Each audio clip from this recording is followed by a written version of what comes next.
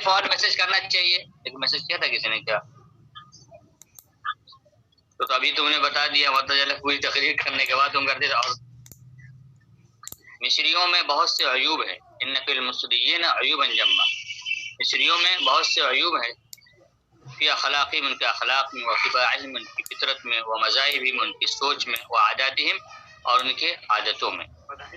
مذہب سوچ، ذہب یہ زمانے جانا، مذہب جانے کی جگہ ہے، دماغ کے جانے کی جگہ، سمجھ رہے ہو نا، فکری اعتبار سے اس کو بولتے ہیں سوچ، نقطۂ نظر، زاویہ نگاہ.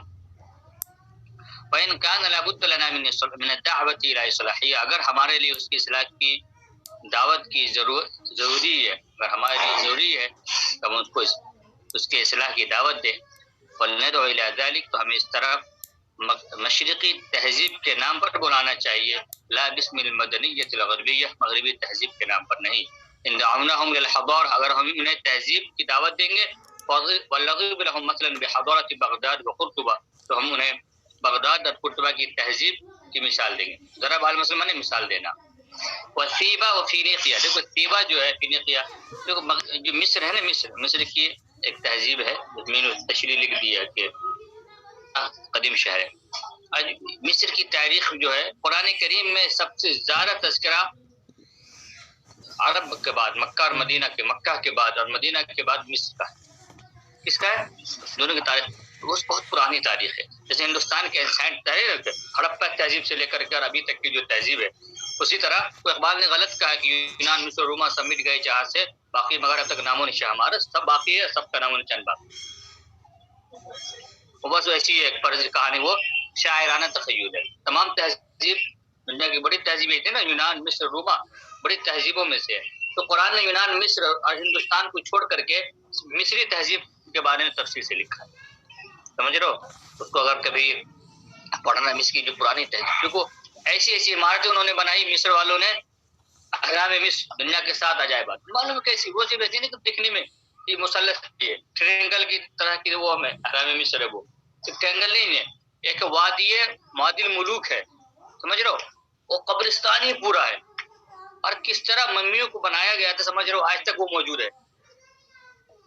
یہ بہت عجیب، دنیا محیر العقول ہے. اس میں غور کرنے کی بات ہے. قرآن نے مصر کے بارے میں کیوں اتنی تفصیل سے بات ہے؟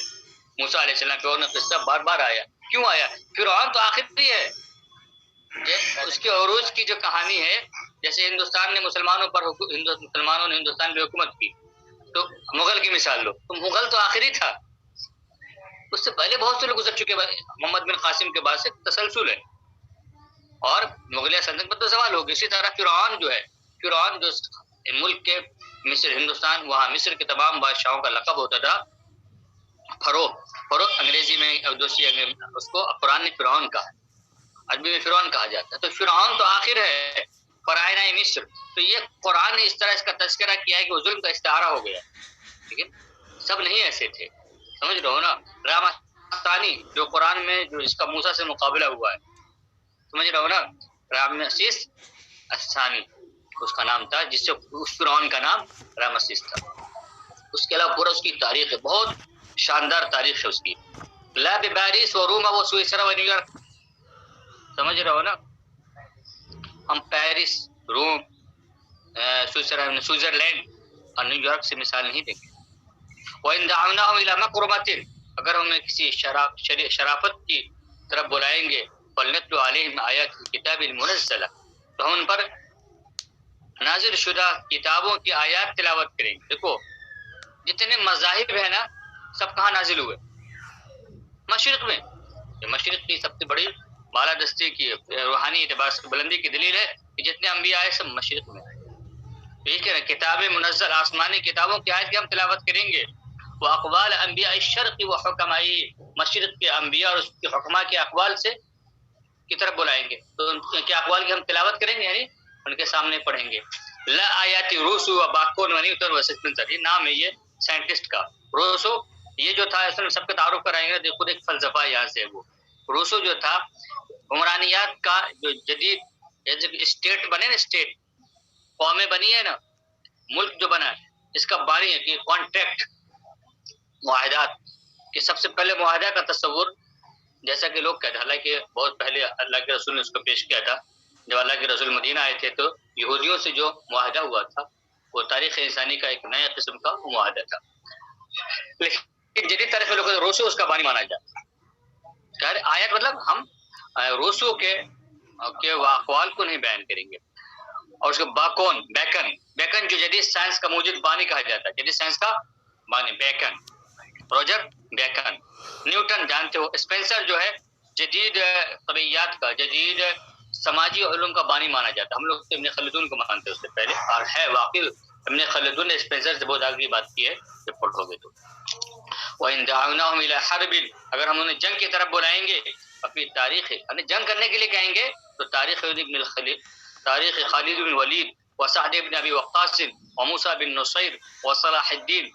تو خالد بن ولید، سعد بن ابی وقاص، موسیٰ بن نصیر، صلاح الدین ایوبی کی تاریخ میں وہ باتیں ہیں ما یغنینا جو ہمیں بے نیاز کر دیتی ہے ان تاریخ ناپلیون، ویلنگٹن، واشنگٹن، نیلسن، یہ کوئی 4 بڑے 5 مشہور.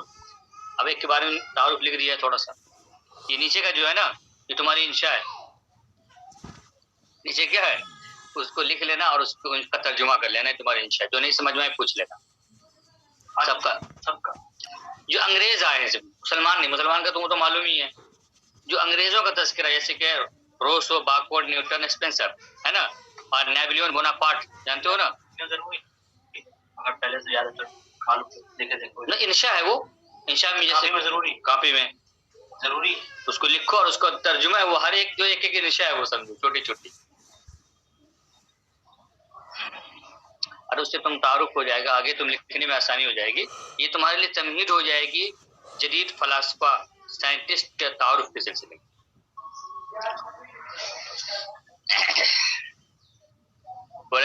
واشنگٹن، نیلسن، بلوخر، یہ سب جو ہے قائدین ہیں مغرب کے جدید قائدین جنہوں نے نئی تاریخ میں جنگوں میں بہت بڑا کردار ادا کیا ہے. نیپولین بوناپارٹ جانتے ہو نا، جو فرانس کی تحریک آئی تھی اس کا بہت بڑا ہیرو مانا جاتا ہے. تو کہہ رہے کہ ہمیں اس سے بے نیاز کرنے کے لیے خالد بن ولید کو پڑھو، سعد بن وقاص کو پڑھو، موسیٰ بن نصیر کو پڑھو، صلاح الدین ایوبی کو پڑھو، محمد بن قاسم کو پڑھو، طارق بن زیاد کو پڑھو، عالمگیر رحمۃ اللہ علیہ کو پڑھو. ایک سے کہانیاں تم کو مل جائیں گی. وفي وقائع القادسية وعمورية وفريقية والحروب الصليبية، اور قادسیہ کی جنگ، صلیبی جنگوں کے واقعات میں وہ تمام چیزیں موجود ہیں.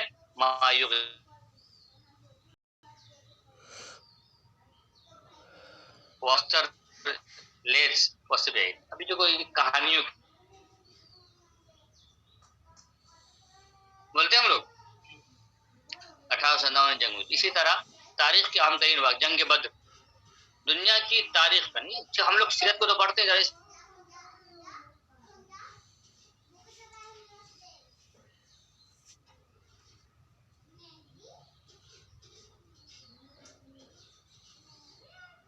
اللہ کے رسول گئے ایسے ایسے مقابلہ ہوا آ گئے نہیں، اس کا چینجنگ کس جنگ نے دنیا کو کتنا بدلا. ہر جنگ کے بعد دنیا بدلتی ہے. نئی تاریخ بدلنے کے لیے دیکھ لو جنگ عظیم اول، جنگ عظیم ثانی، دنیا بدلی. ہر جنگ بڑی جنگ کے بعد دنیا بدل جاتی ہے. تو جتنی جنگوں نے دنیا کو بدلا، سب سے زیادہ کس نے بدل دیا؟ جنگ بدر میں. اگر مسلمان ہار جاتے تو کیا ہوتا؟ پڑھو نبی رحمت میں، اور پڑھنا ہے تو مولانا ابوالکلام آزاد کی جو تفسیر اس میں پڑھو کہ اگر مسلمان جنگ میں ہار جاتے تو کیا ہوتا، دنیا کیسی ہوتی. ابوالکلام آزاد قلم ہے، اس چیز پڑھنے سے ذرا مزہ آئے گا. تو مولانا میں نے لکھا لیکن ان کے قلم کی بات الگ ہے. تو دنیا کی تاریخ بالکل الگ ہوتی. دنیا پتھر ایج میں پہنچ گئی ہوتی، اسٹون ایج میں، سمجھ رہے ہو. لیکن جنگ بدر کی تاریخ نے دنیا کو رخ نئی تاریخ کی طرف موڑ دیا، دنیا کو ایک نئی زندگی دی. کیسے؟ کیونکہ ہماری تمام چیزیں موجود انہوں نے لکھا ہے. تو اسی میں مسلمان قادسیہ کی جنگ تو اس میں پڑھا ہے نا، ارسل سعد قبل القادسیہ کی ہے نا. تو اسی کے بہت سے واقعات ہوئے تھے. اس میں ایک واقعہ جو ہم نے القصص الراجدہ میں پڑھا. اس طرح جنگوں کے نام ہے. حروب صلیبیہ، مسلمانوں کی جنگیں ہوئی ہیں. حروب اور صلیبی جنگیں ہوئی ہیں. تقریباً جو ہے 100 سال تک یہ جنگ ہوئی ہے، اور اس میں بہت زبردست طریقے سے بیزنٹائن امپائر کی ہار ہوئی. سمجھ رہے ہو؟ اسی جنگ صلیبی جنگوں کا مطلب کہ نشہ ان لوگوں پہ چڑھا ہوا تھا، مسلمان سے انتقام لینے کے لیے انہوں نے اپنے اسٹریٹجی منہج کو بدل دیا، اور اس کے بعد سے انہوں نے کہا ایسے نہیں مسلمان کا مقابلہ کر سکتے، مسلمان جو ہے ٹیکنالوجی کے اعتبار سے کیا ہے سب سے آگے۔ اور سب سے آخر میں جو میں یورپ کے مطلب جو کہ آخری کیل جو ثابت ہوئی، یورپ کی گرتی ہوئی دیوار پر آخری جو وار کیا ہے وہ محمد الفاتح نے کیا۔ محمد معلوم ہے وہ کیا ہے؟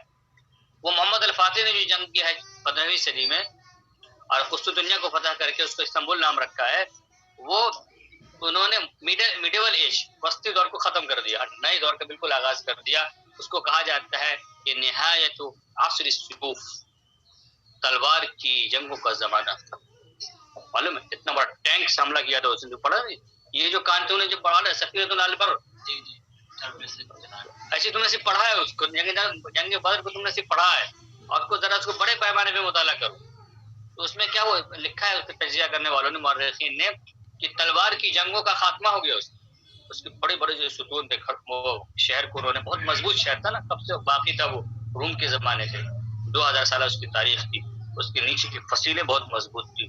نیچے ہم وہ کشتی والا تو جانتے ہیں ہم لوگ، اور نیچے سے کیسے وہ سرنگ کھود کر کے وہ نیچے سے وہ اس پہ ٹینک سے جو اس کو بارود مار کر کے اس سے دیواروں کو کمزور کیا گیا، سمجھ رہے ہو نا؟ اور یہ جو کشتی سے اتارا تھا وہ بھی اس کو مشغول کرنے کے لیے سب لوگ یہیں پر موجود تھے، دروازے کے پاس مقابلہ ہو رہا تھا۔ انہوں نے کہا کہ کچھ فوجی کو وہاں سے وہاں جب گئے ادھر مقابلہ کرنے کے لیے، ان لوگوں کو موقع مل گیا، پھر ان لوگوں نے دیوار توڑ کر کے لوگ اندر شامل ہو گئے۔ تو یہ جو محمد الفاتح ہیں، ان کے ایسا نمونہ نہیں ہے، انہوں نے عصر جدید میں داخل کر دیا۔ جو تھا ٹینک ان کے پاس جو تھے، اس میں دیکھا نا کس کے پاس کیا تھے۔ تو یہ جو کہتے ہیں مسلمان ہیں کہ آج مسلمان ٹینکوں کی ضرورت نہیں ہے، ایٹم بم کی ضرورت نہیں ہے، کسی چیز کی نہیں ہے، سب چیز کی ضرورت ہے۔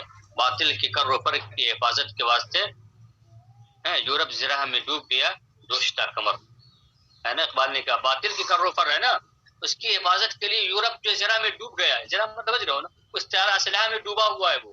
کہتے ہیں کہ اسلام کی حفاظت کے لیے اخبار نکالو، کہتے ہیں اخبار الوادی وہ توپ مقابل تو یار بیوقوفی کی بات ہے، 2 تھپڑ مارے گا منہ ٹیڑھا ہو جائے گا، ٹیڑھے تیڑھے بھاگ جاؤ گے۔ باطل اگر کر و فر کے ساتھ آئے گا اس کا مقابلہ اسی سے کیا جائے گا۔ میں چھوڑو، تو کہہ رہے ہیں کہ ہمارے پاس وہ تمام چیزیں موجود ہیں جو ہمیں واٹر لو تابغاز اوسٹرلیز اور سبعین کی جنگوں سے بے نیاز کر دیتا۔ اب تو ہر ایک کا تعارف ہم کرانے کی ضرورت نہیں ہے، وہی اس کو نہیں کرنا چاہ رہے ہم کیوں کروائیں گے؟ ہم اس سے بے نیاز کر، ہمیں اس کی ضرورت ہی نہیں ہے۔ ایک دو کام بتا دیتے۔ واٹر لو جو ہوا تھا نا اس جنگ میں، اس میں جو ہوتا ہے نیپولین بوناپارٹ جو ہے نا، اس کا کیا تھا؟ فاتح عالم بننے کا خواب۔ یہ ایک الگ ہسٹری ہے دنیا کے اندر، کتنے بادشاہ گزرے جن کو خواب تھا کہ ہم فاتح عالم بنیں گے، جیسے دارا، سائپرس اور Sikandar the great, Alexander the great. اور اپنے ہندوستان کا کون تھا معلوم ہے؟ العاقل المجنون، الملک العاقل المجنون، کس کے بارے میں لیبیا نے جو کہا ہے المنارہ میں، الملک العاقل المجنون، وہ فاتح عالم بننے کا اس نے خواب دیکھا، سمجھ لو وہ تھا۔ اسی میں نئے زمانے نیپولین بوناپارٹ فاتح عالم بننے کا، اسی طرح سے یہ ہٹلر فاتح عالم بننا چاہتا تھا، سب تباہ ہوئے۔ تو یہ واٹر لو کی جنگ میں بیچارہ بوناپارٹ ہار گیا۔ اس پہ بھی لوگ کہتے ہیں 70 سال تک یورپ میں لڑائی چلی جو ہے نا، 70 ایئرس چلی تھی، اس پہ یورپ کے بہت سے لوگ مارے گئے تھے، بہت خطرناک لڑائی چلی تھی۔ یورپ جو آج متحد ہے، سمجھ رہے ہو نا، یورپ جو آج متحد ہے اس کے پیچھے بہت بڑی کہانی کیا ہے؟ بہت سی خونریز جنگیں ہوئی ہیں، اس خونریز جنگوں کا تجربہ ہے کہ یہ لوگ آج متحد۔ اس وجہ سے آپس میں محبت ہے، تحسبهم جميعا وقلوبهم شتى ذلك بانهم قوم لا يعقلون۔ اس کے پیچھے تاریخ پڑھو، خونریز جنگیں ہیں، اس سے بچنے کے لیے لوگ متحد ہیں، سمجھ رہے ہو نا؟ اس میں کوئی ان کا محبت کی وجہ سے نہیں، آپس میں شدید اختلاف ہے۔ ان عارا علی التاریخ المصری، مصری تاریخ کے لیے عار کی بات ہے۔ ان یعرف المسلم الشرقی فی مصر کا مشرقی مسلمان جانے من تاریخ بوناپارٹ کی تاریخ کے بارے میں وہ باتیں جانے ما لا یعرف من تاریخ عمرو بن العاص، جو عمرو بن العاص کی تاریخ کے بارے میں نہیں جانتا. آج دیکھو شاہ رخ خان، سلمان خان، یہ خان انڈسٹری، فلمی اداکار ہیں کہ جزیات، بال کیسے ہیں، جوتے کیسے پہنتے ہیں، اللہ کے رسول کے بال کیسے تھے، اللہ کے رسول بات کیسے کرتے تھے، نہیں معلوم. اسی طرح ہیرو کون ہمارا بن رہا ہے، اس کے اعتبار سے ساری چیزیں ہوتی ہیں. وَيَحْفَظُ مِن تاریخ الجمہوریت الفرنسیہ، دیکھو کل جو ہے نا ہم لوگ پڑھیں گے کیا، جمہوریت کی دیوی کی پوجا کریں گے. کل جمہوریت کی دیوی کی پوجا کریں گے. بہت سخت لفظ ہے، تھوڑا نہیں بہت زیادہ سخت لفظ ہے. تو ہم ٹھیک ہے جمہوریت کے بارے میں جانتے ہیں، جمہوریت کا آغاز کہاں سے ہوا، جانتے ہیں کہ فرانس میں جو انقلاب آیا تھا اس سے جمہوریت کی بنیاد مانی جاتی ہے. حقیقت اس کی کچھ ایسی نہیں ہے، بلکہ کہ ہم جمہوریہ فرانسیہ کی تاریخ کے بارے میں جانتے ہوں، وہ باتیں جان. ما لا يحفظ من تاریخ رسالۃ المحمدیہ، پیغام محمدی کی تاریخ کے بارے میں نہ جانتے. لیکن مصری کوئی بھی مسلمان جمہوریہ فرانسیہ کے بارے میں تاریخ کے بارے میں پڑھو، فرانس کے، وہ کہیں گے کہ فرانس انقلاب کے بعد فرانس انقلاب نے دنیا کو کیا دیا. مطالعہ ہوتا ہے تاریخ، مذہب تو اس کی تاریخ کا باب ہے، چیپٹر ہے وہ. مطلب کیا ہوا، تو آزادی، مساوات، عدل، نام سنتے ہیں نا، آزادی. سب سے بڑی دین ہے یہ فرانس کے انقلاب کی. لیکن اللہ کے رسول نے کیا دیا، محمدی پیغام کی نے کیا دیا اللہ کے رسول نے. نبی رحمت کا آخری چیپٹر پڑھ لو کہ نبوت محمدی دنیا کو کیا دیا، پڑھو جائے گا بھائی. نبی رحمت میں تم نے کو پڑھایا تھا، دیکھ لینا کہ 10 عطایا، العطایا العشرہ، 10 جو عطایا ہے نبوت محمدی کا دنیا کو کیا دیا. پڑھنے کی ضرورت یہ معلوم ہے، وہ بھی پڑھو. تو سب سے پہلے جمہوریت کا آغاز اللہ کے رسول نے کیا. ومن مبادئ ڈیکارت وبحاث ڈاروین ما لا يحفظ من حکم الغزالی، ڈیکارت کہ اس کے مبادئ، ڈاروین کے مقالات کے بارے میں وہ جانتا ہے جو وہ غزالی کی حکمت کے بارے میں نہیں یاد کرتا. وبحاث ابن رشد کے مقالات کے بارے میں نہیں جانتا. دونوں فلسفی ہے. ڈیکارت کیا ہے، نئے فلسفہ کا بانی. تو اس نے اتنے لوگوں کا تعارف کروا دیا ہے نا کہ اس کا تم تیار کر لو گے تو تمہاری انشاء بھی ایک ہے وہ، اور جدید جو مفکرین اور سائنٹسٹ ہے اس کا بھی تعارف. ڈیکارت نئے فلسفہ کا بانی ہے. ڈاروین کیا ہے، وہ بایولوجی کا بانی مانا جاتا ہے، ماڈرن بایولوجی کا بانی مانا جاتا ہے. جس نے کہا، ڈاروین وہی ہے نا جس نے کہا تھا انسان پہلے بندر تھا. تو اس کے مقالات یاد ہیں لیکن غزالی کی حکمت نہیں یاد ہے، ابن رشد کے مقالات یاد نہیں. وجربی من الشعر لشیکسپیئر و ہوگو جو ہے ہوگو شیکسپیئر کے اشعار، ہوگو کے اشعار کی وہ روایت کرتا ہے. مالا یربی للمتنبی والمعری، جو وہ متنبی اور معری کے اشعار کی روایت نہیں کرتا. نہیں کہ شیکسپیئر کے ڈرامے، ہوگو کے اشعار اس کو یاد ہے لیکن متنبی کے اشعار، معری کے اشعار اس کو یاد نہیں.